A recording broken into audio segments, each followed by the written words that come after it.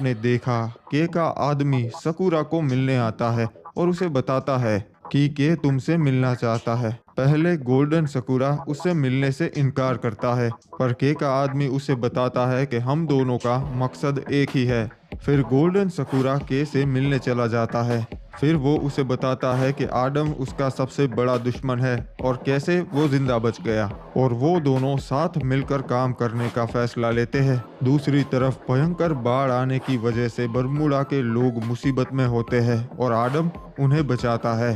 अब आगे। बहुत बारिश हो रही है जे, यहाँ पे बहुत सारे सूखे पेड़ है, इन्हें काट कर ले जाता हूँ, काम आएंगे। अरे क्या काट के ले जाऊंगा रे बाबा, ये हमारा एरिया है, यहाँ पे नहीं काट सकता तू। अरे ये मिल का एरिया है जी, तुम्हारा एरिया कब से हो गया? अरे नहीं रे बाबा, मिल में सिर्फ ऊपर का एरिया आता है, नीचे वाला सारा केप टाउन में आता है। अरे तुम मेरे से बहस क्यों कर रहे? अब तो पूरा बरमूडा एक है, जो भी हो काटने दे। अरे सिर्फ बरमूडा का राजा एक है, पूरा बरमूडा एक नहीं है रे बाबा, समझ गया? तू अपनी औकात दिखाने लगा है, क्योंकि तेरा राजा पबजी वाला है ना, तो तू भी उसके जैसे ही होगा। अरे यार बाबा, जैसे भी हो, तुम्हारे से तो बहुत अच्छे है। अब निकल यहाँ से, वरना अच्छा नहीं होगा। मैं तो यहाँ से पेड़ काट के ही जाएगा, तेरे से जो हो सकता है तू कर ले। ठीक है, फिर मैं भी देखता हूँ तू कैसे पेड़ काटता है। ठीक है, फिर मैं भी तेरे को मार के पेड़ काटेगा, मैं तुझे जिंदा नहीं जाने दूंगा। साला तुम पबजी वालों को तो बरमूडा से ही बाहर कर देना चाहिए। हमें लगा था रे बाबा कि तुम अच्छे होगे, पर हम गलत थे, तुम साला भेदभावित करते हो।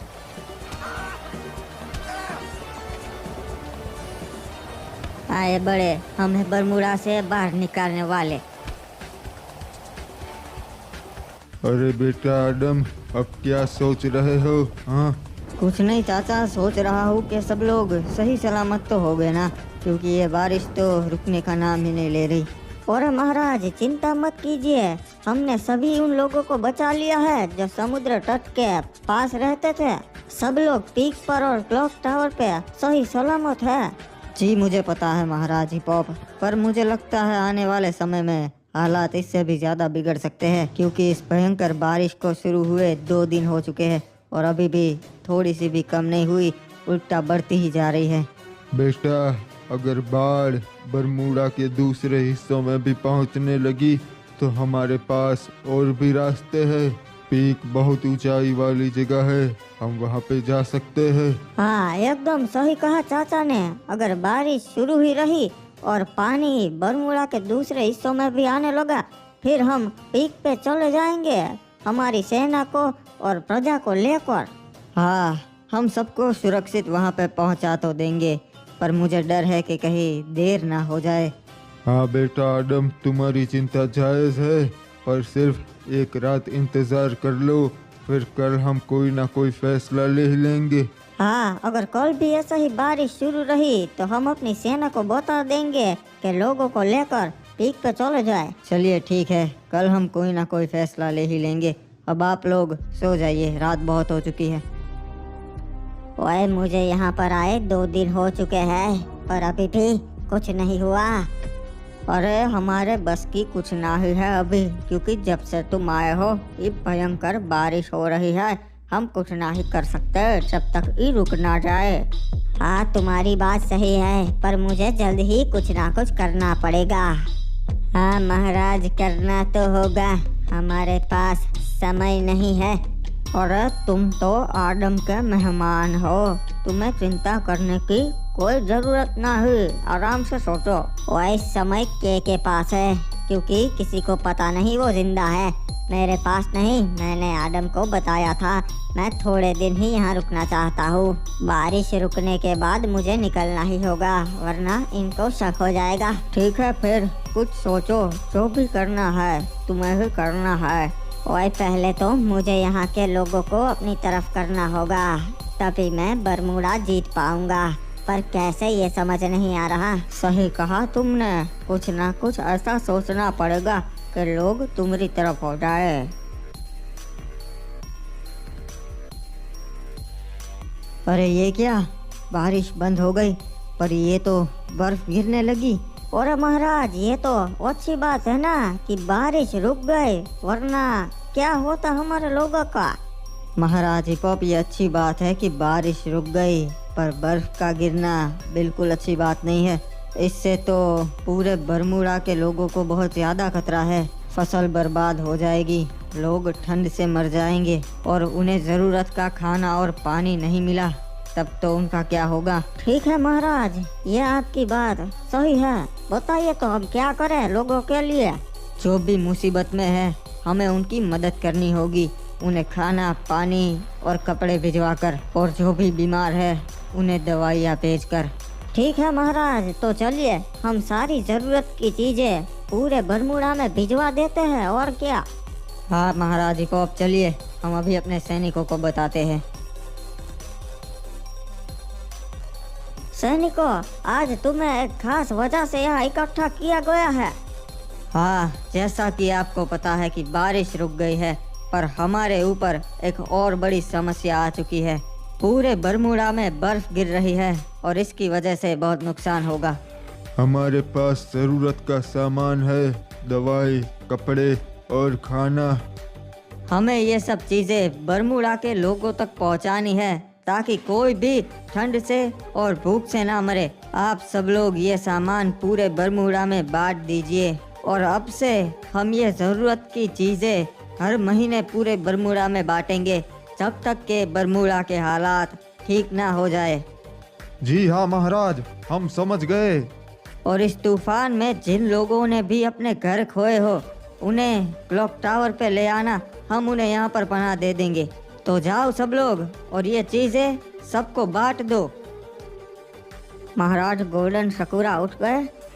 अरे वहाँ कहाँ देख रहे हो?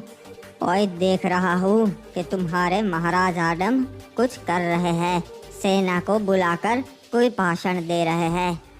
बर्फ गिर रही है तो उसी के लिए अपनी सेना को कुछ भाषण दे दिया होगा। ओए वो बरमूडा के लोगों के लिए ज़रूरत की चीज़ें भिजवा रहा है। हाँ, इसीलिए तो लोगों के दिल में आडम के लिए इज्जत है। हाँ ओए, पर मेरे पास एक प्लान है जिससे लोगों के दिल में इज्जत नहीं नफरत होगी। आडम जो ज़रूरत की चीज़ें भिजवा रहा है, अगर वो लोगों तक पहुँचे ही ना तो लोग आडम से नफरत करेंगे। भला ये कैसे होगा, हमको समझाओ। वो सब तुम मुझ पे छोड़ दो, मैंने अपने सैनिकों को सब समझा दिया है बारीकी से। जाओ सैनिकों, और मैंने जो तुम्हें समझाया है वो करो। जी महाराज, हम समझ गए। ओए अब देखना तुम, लोग आडम की जितनी इज्जत करते हैं उतनी ही नफरत करेंगे, और उसके बाद मैं ऐसा कुछ करूँगा जिससे सब लोग मेरी तरफ हो जाएंगे और मैं बन जाऊँगा बरमूडा का राजा। हाँ, और उस आडम को मार कर हम भी अपना बदला पूरा कर लेंगे। क्या हुआ रे, दिख रहा है कोई? अरे नहीं, फिलहाल तो कोई भी नहीं दिख रहा, पर प्लान के मुताबिक वो लोग यहीं से जाने चाहिए। अच्छा हुआ ये तूफान रुक गया। इस तूफान में बहुतों ने अपने घर खो दिए। ये देखो क्या हालत हो गई है इनके घरों की। संभाल के, वो लोग आ रहे हैं। एक मिनट, ये सैनिक तो महाराज गोल्डन सकूरा के हैं, पर ये यहाँ पर क्या कर रहे हैं? अरे ये तो महाराज आडम के सैनिक है। अच्छा हुआ आप लोग आ गए, हम टहल रहे थे तभी हम रास्ता घूम गए। बहुत बर्फ गिरी है तो चलने में भी दिक्कत हो रही है। चलो अब अपना काम शुरू करते हैं। अरे ये क्या कर रहे हो तुम? इनको तो निपटा दिया, अब आगे क्या करना है? अब हमें भेष बदलना होगा। हम इनके कवच पहन लेते हैं, फिर हमें पूरे बरमूडा में कोई नहीं पहचान पाएगा। लोगों को यही लगेगा ये महाराज आडम के सैनिक है।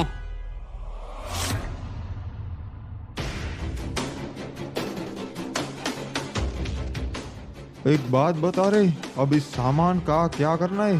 अपने घर पे ले जाए क्या? नहीं, इसे ठिकाने लगाना होगा, घर पे नहीं ले जा सकते। अच्छा समझ गया, लोगों के पास ये सामान पहुंचेगा इस नहीं। हाँ, इससे लोगों के दिल में आदम के लिए नफरत जगेगी कि ऐसे मुसीबत के समय में आदम ने उनकी मदद ही नहीं की। अरे पापा, हम बहुत मुसीबत में हैं। अब यहाँ रहना सुरक्षित नहीं, हमारा घर भी बर्बाद हो चुका है। हमें दूसरे कबीले में चला जाना चाहिए। अरे बेटा चिंता मत कर, महाराज आदम बहुत दयालु है, उनके सैनिक हमारी मदद के लिए आते ही होंगे। सही कहा आपने, वो रहे सैनिक। अरे हम यहाँ पर है, हमारी मदद कीजिए, रुकिए। आप बताओ क्या है, क्यों चिल्ला रहे हो? अरे हम लोग बहुत मुसीबत में है, महाराज आदम ने मदद भिजवाई है ना। अरे क्या बकवास कर रहे हो? कैसी मदद? कौन सी मदद? हमें कुछ नहीं पता। और क्यों मना कर रहे हो? ऐसा कभी नहीं हो सकता। वो हर बार अपने लोगों की मदद करते हैं और इस बार भी कुछ ना कुछ किया होगा। हाँ, कम से कम खाना पानी तो भिजवाया होगा।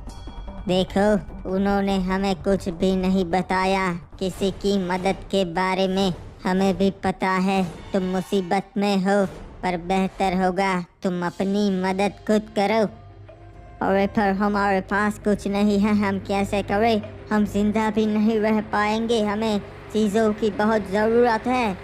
वो पूरे बरमूडा के महाराज हैं, उनके पास और भी काम होते हैं, ना कि सिर्फ तुम्हारी मदद करना। देखा तुमने, महाराज आदम ने अपनी असलियत दिखा ही दी। महाराज बनते ही अब उन्हें अपनी प्रजा की कोई भी चिंता नहीं है।